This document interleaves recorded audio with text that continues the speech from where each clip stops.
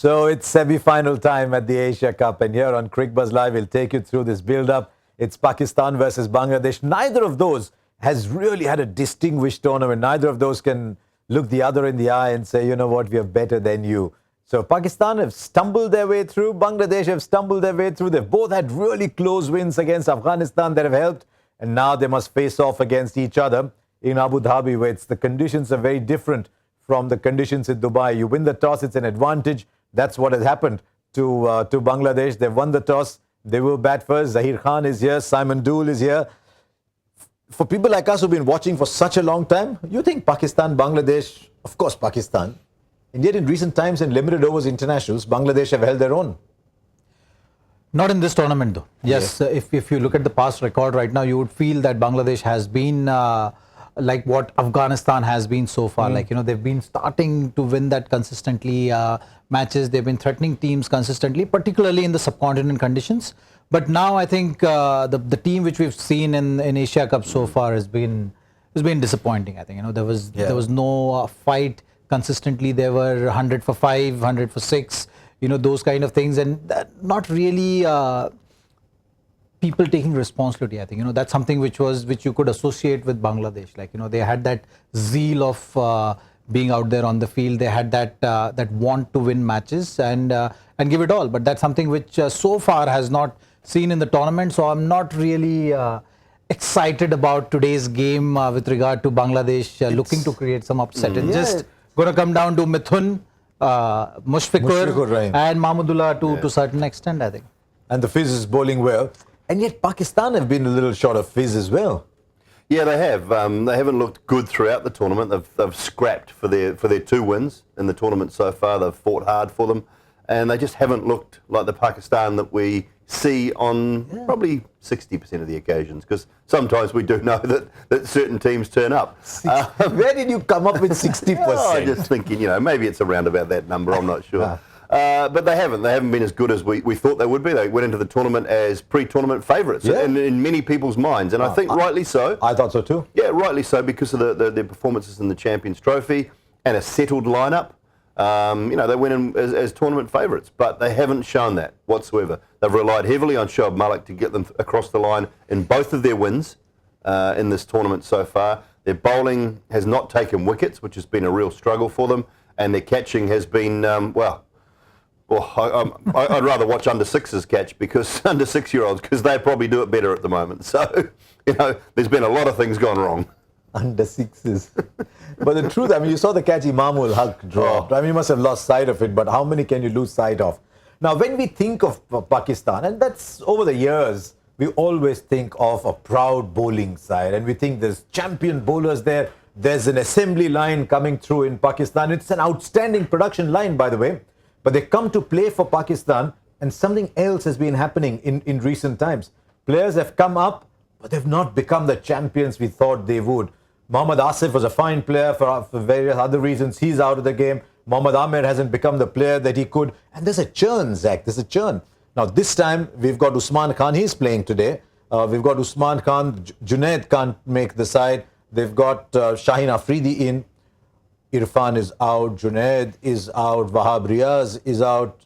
There's a lot of people who are not in this, who are good players who are not developed. Absolutely. I think you would expect someone like Amir to kind of now go to the next level, which has not been seen. Yeah. I think what was missing was that swing, you know, and I actually felt that the release, you know, it's like batting. You know, you need that timing, and for a bowler, it's just so important to have that release sorted, and that's where the swing comes from. Yes, you need to do all the other things as well leading up to it, get in the right position, you know, have that steady head. But the important things that the seam position and the revs on the ball. So if you have a look closely on Amir's action right now, he's not releasing the ball the way he used to be. When you see someone like Bumrah, that timing is just spot on, and that's why you just see that he's always spot on with his length. He's able to swing the ball both ways now. And the rhythm is seen. All the rhythm is just about that timing of release, which is not been seen. The talent has certainly been there. Like Shaheen Afridi has shown a lot of promise. It's just about how you nurture that talent and how you kind of guide them through the process. And when you have this kind of fielding, that also doesn't help. So that there are a few factors which have become the combination of that is not resulting in the numbers which you are seeing right now, which are not really up to the mark. How do you react to these numbers? Pakistan's bowlers in the Asia Cup. Now, Afghanistan have a good bowling side. India, when Bumrah and the others win, a good side. 41 wickets in 5 matches. Afghanistan 35 in 5. The numbers are telling a story. What do you make of Pakistan? I mean, if they'd held their catches, the numbers would have been different, but still. Yeah, well, that's the big if, though, isn't it? It's 16 wickets taken by the bowlers. There's 3 run-outs, I think, Pakistan have got. So they've got 19 wickets in the whole tournament so far, which is the same as Sri Lanka, below par. They're not taking wickets at the top. The spinners aren't therefore getting into the game in the middle. They've only tended to play one spinner, one regular, genuine spinner. So they've struggled in the middle because there hasn't been any scoreboard pressure or any middle order batting to bowl at who have had to go at the spinners. They can just work them around comfortably because they haven't taken wickets at the top. So it's been a massive issue for them. And yeah, I mean, on Zach's point on Amir, I think, I mean, he's more qualified as a left-armer to talk about it, but I think he's just got a little bit chesty. He's not quite getting in there, Zach, like you used to perfectly. He's just a little bit open, and therefore it sort of floats out a little bit, doesn't it? And it doesn't have that zing behind it, which allows it to just nip back in a little bit. And it also comes about from maybe just a little niggle or two, where he's not able to get in nice and side on like he once was and get that shape back in. So there's a couple of little things, but I hope they are working on that with him. I hope they're not just throwing him away to the side and saying, you're not taking wickets, you know, away you go, and you work it out yourself. There's enough resources in Pakistan and in world cricket, in fact, to actually look at that and just help him out a little bit. He's a guy that could do with some help, I think. Yeah, but he's been left out today, so Usman Khan comes in his place. So there's a bit of... was it Usman or Junaid? Was it Junaid? I think he said Junaid. Yeah, I think he said Junaid Khan. Very right, it is Junaid, correct. Yes, yeah. Listening because they tend to call him Shinwari as well, so yes, exactly. I was listening to Sarfaraz at the toss, and the only thing I got was Junaid Khan. Because he speaks more faster than everybody else, doesn't he? Because when Sarfaraz comes to the toss, he goes into the you don't know what he... Exactly, he talks faster than he's been batting lately, I'll tell you that much. But you look at... Yeah, there's Junaid, Hassan Ali, Shaheen Afridi, three decent bowlers. Now, Junaid is another example, like Ahmed. When I first saw Junaid, he was swinging the ball beautifully back into the right-handers, and the next time you saw him, he was just there. He would go around the wicket, use those angles also very well. Another bright prospect, but seemed like he also lost his way at this level. So there has to be some concern with that regard, I think, because if you have the talent, it's just about someone guiding you. You look at Bhuvneshwar Kumar. That Bhuvneshwar Kumar is a great example right now, because the first match he looked rusty. He went back. Either someone has told him, or he himself has figured, watching the videos and stuff like that. He's figured what was missing. He figured what was missing from the first game, which was he was not able to follow through his width, and the line which was going haywire was because of just that momentum through the crease. If you're not able to finish, you end up going to just put the ball there, which doesn't really give that heavy ball which bowlers always talk about and batsmen always talk about, that if someone is bowling the heavy ball, you're always careful against that bowler.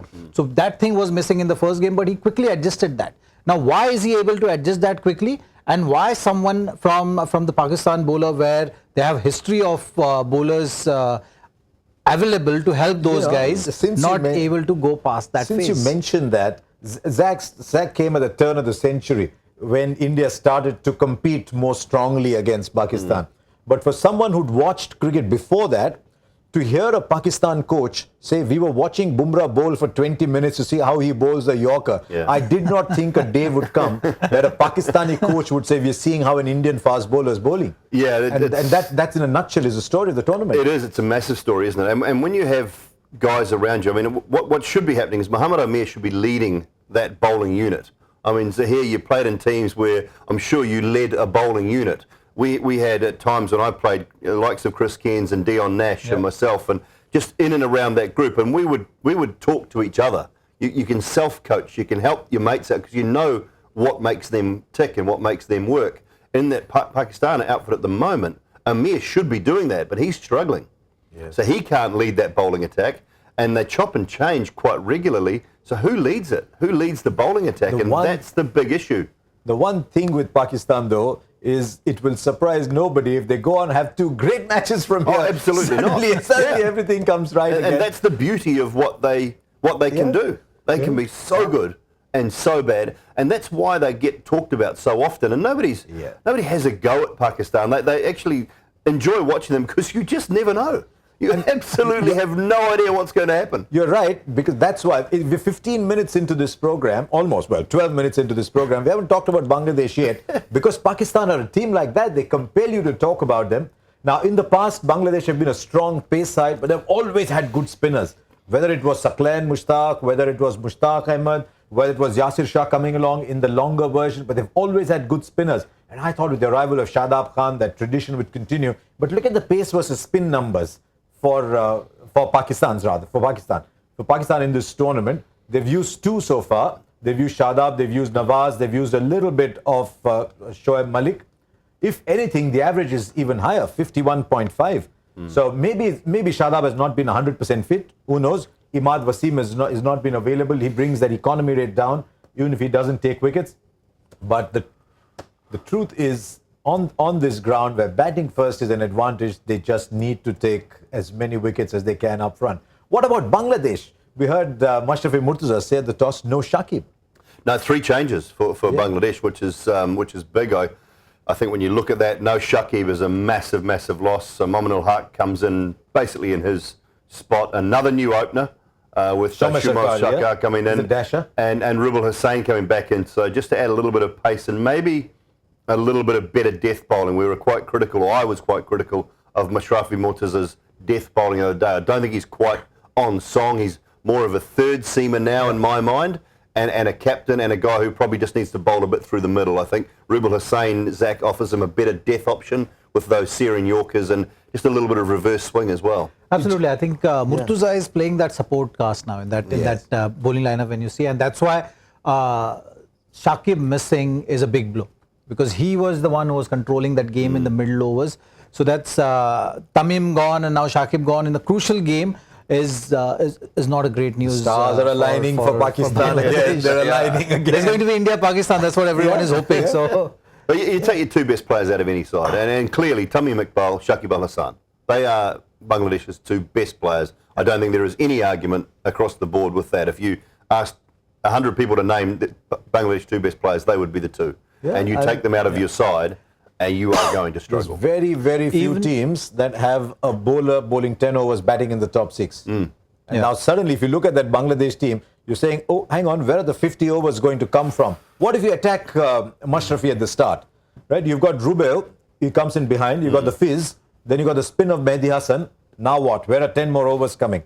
Mominul Haq can bowl a little, Mahmudullah will bowl a little, Shoma Sharkar will bowl a little bit of seam up, but you're struggling with 50 overs there. So that's why, even though on this ground in Abu Dhabi, the statistics and the numbers would be showing you that if the team is chasing more than 250, they might not win. Today you might see those numbers shouldn't matter because of the side Bangladesh is playing. Even though they are batting first and they get to 250, I wouldn't be surprised if Pakistan chase down that kind of total. Having said that, Pakistan I think needs to just buckle up now and just kind of have that spark in their bowling lineup, because this is the day to get that kind of confidence when you have Bangladesh. I think Bangladesh have done the right thing though, because they've basically said, look, we're without Tamim, we're without Shakib. What's our best opportunity to win? Let's bank on winning the toss. If we don't win the toss, so be it. We're underdogs in this game anyway. Let's stack our batting. They're underdogs. Yeah. Let's stack our batting and let's hope we win the toss. And if we can put 270 on the board, stats will tell us that this is a ground we can win. Yes. So, I think they've actually been quite smart and said, we're under strength. We've lost big guns. What's our best way to try and win this match? It is to bat first. Let's stack our batting and let's hope and pray and do everything we possibly can to win the toss. And Mashrafi's gone out there and he's done exactly that. So maybe, just maybe, they've got it right. We'll wait and see. Today, of course, cricket in Abu Dhabi, of course, of the tournament. We've had cricket in Dubai. For a lot of us, we've known cricket in Sharjah. The Gulf is now a big cricket centre. There's a time I think Sharjah had hosted more games than the Melbourne Cricket Ground in limited overs cricket. So how much to the people who sort of wander around, the population, Dubai, Abu Dhabi, Sharjah, how much do they know of the very peculiar cricket terms? Nobody can ask those questions the way Danish said does. Straight face asking these questions. Watch this.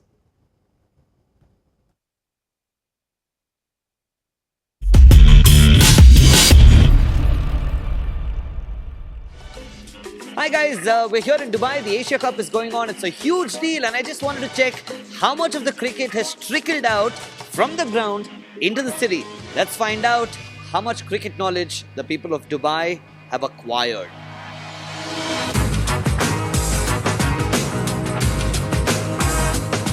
What is cow corner? Cow corner? Yeah. I don't know.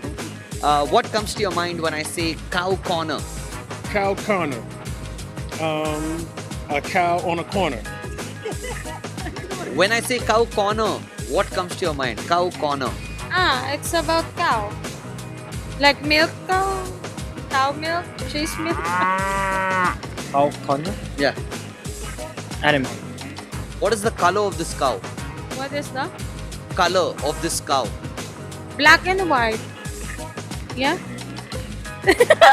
What's the color of this cow? What's the color of the cow? Yeah. Brown.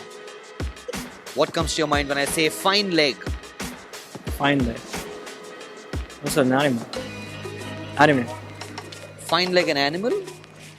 Yeah. What animal is this? Cow? It's a cow with fine legs. Yeah. What do you think fine leg means? Fine leg. Yeah. Fine legs. Who else comes to your mind when you hear fine leg? Girls. What is power play? Is that playing a game? What? Which game are we talking about? Football? Thank you. Wrestling. Third man, brother. Third man. Third man. Yeah. Third man. He. It's good. What's third man? Third man, Yeah. the third man, you. 1, 2, 3.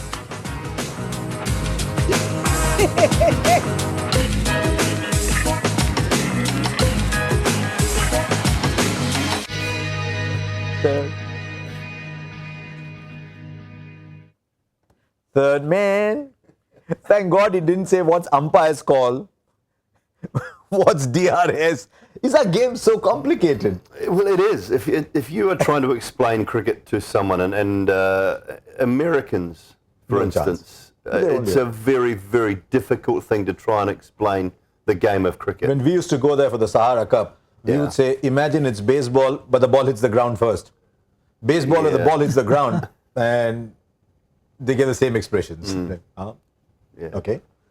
Baseball or the Yeah, ball for them hits it's the always like, how can the ball land on the ground? Correct.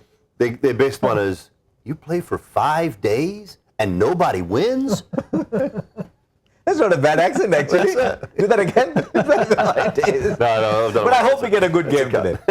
I hope we get a good game. We had some close finishes, but the team that provides the close finishes isn't playing today. Afghanistan have lit up this tournament with the kind of finishes that they've provided, and what a pity they lost 2 of those and drew 1 of those. It's part of the learning curve.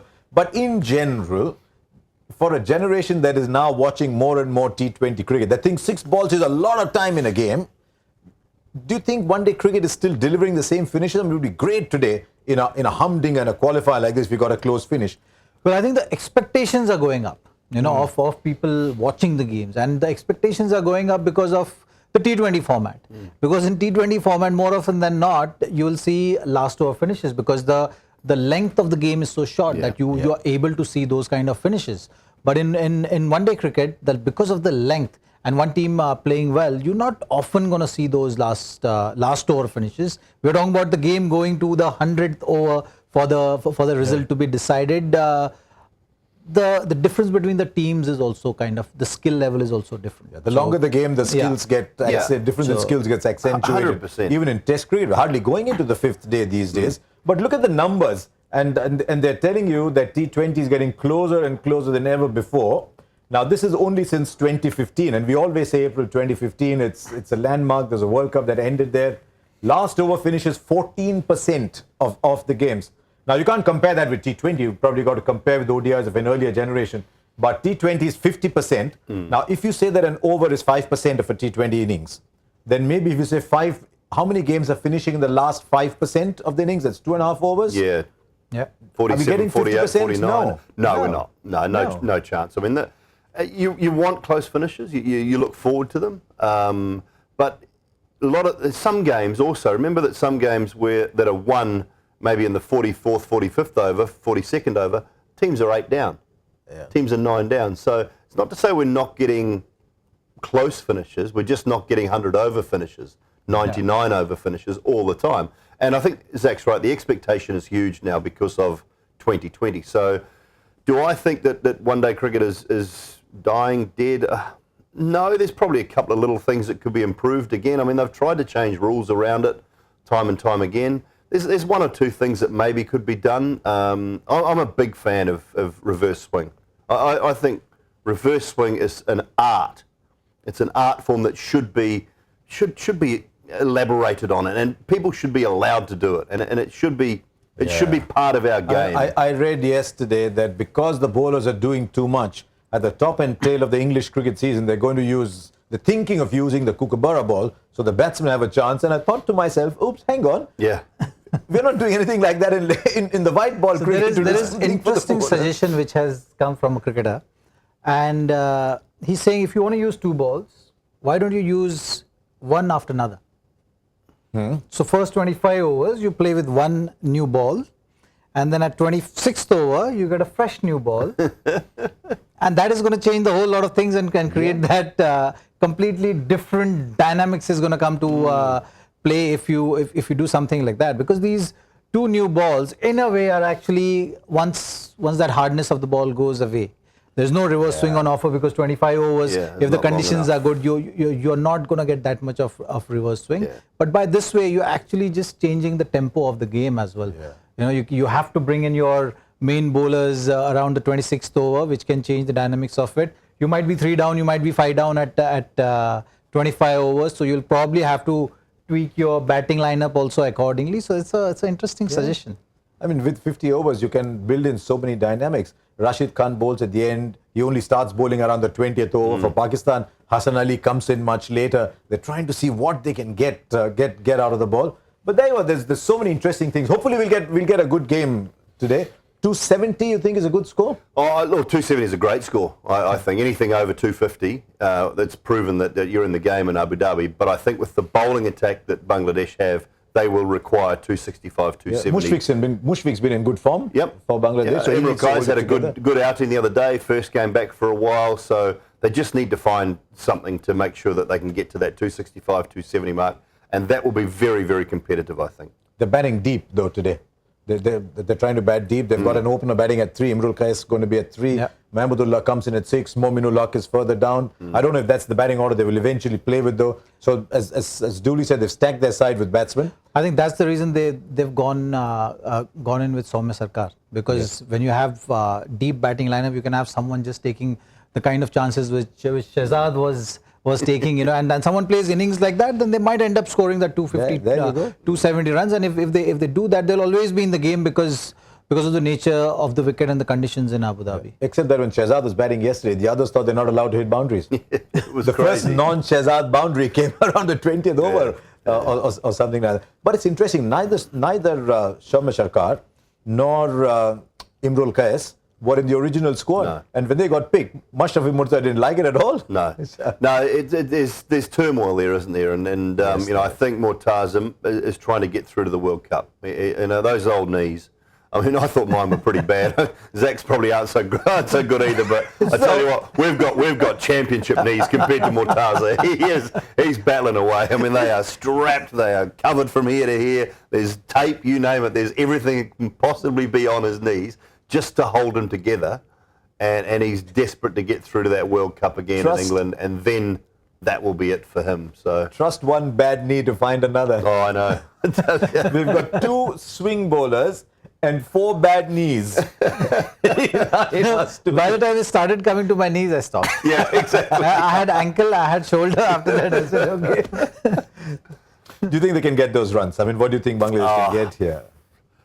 Depends on the start, I get. Because they've got 2 dashers at the top. They get them off to 50-60 start, you never know. Well, all they've got to do is put Pakistan under some pressure. They've been under pressure throughout the tournament at the top. They haven't taken wickets. If they can go 6 overs without losing a wicket. Just 6? Yep. 6 overs without losing a wicket. Pakistan will start to feel a little bit of pressure, and then Bangladesh might just relax a little more as well and get themselves away. But if Pakistan can strike in that first 5-6 overs with 1, maybe 2 blows, I think it'll be their game for the taking. What's a 50-50 score, since we talked about close finishes? What's a 50-50 score? Closer to 180, 190 or up to 230, 240? I think it's going to be around 200, 220, that kind of a range today. Because I do feel that this Pakistan bowling lineup has got that firepower. It's just that they needed some I'm surprised kind they're of... not playing Usman Shinwari. I am actually, because he was man of the match in the first match, and he's got 3 wickets in the first match. Then after that he got dropped. That also doesn't help for a fast bowler. But they've decided to just go with some fresh energy in the team. Maybe that's the kind of thought process they've had. But I feel Shaheen Afridi might have his day, because he's been bowling consistently well. It's just that the fielders have not been supporting him, and after you have this kind of a tournament, you know that Pakistan is good enough team to pull things back. Welcome to Pakistan. Here catches नहीं पकड़े जाते. Because Shaheen Afridi was hoping somebody will take catch. Okay, now Dooley. Yes, sir. Your prediction. Oh dear. You've had a decent tournament, not always, but Yesterday's prediction was probably the best. I wanted to sit on the fence yesterday. I was like, I couldn't decide. Simon Shoes on the fence? Yeah, well, I said I just couldn't call it. I would love to see it really tight. And Gautam made me choose. Sitting on the fence was the perfect answer, wasn't it? Because it was a tie. So what is Simon Shoes on the fence saying today? 237 and it won't be enough. 237 and won't be enough. 220. Okay. Won't be enough. Won't be enough. Okay, 237 won't be enough, 220 won't be enough. The advantage of sitting this side of the red table as opposed to that side of the red table is you don't need to have a number, but okay, come on. 253 Bangladesh. Ooh. 253 with a close finish. Before we go, we've got the joy factor for you, and this is a good joy factor today. Take a look. Right, 1979, a cricketer whose son is currently playing international cricket. Straight away, there's a big clue there. But this is an interesting story within a quiz. Got run out while attempting a 6th run of a single shot in an ODI. Can you imagine? You're running your 6th run. Just name the player and his son. So who was the player who got run out attempting a 6th run?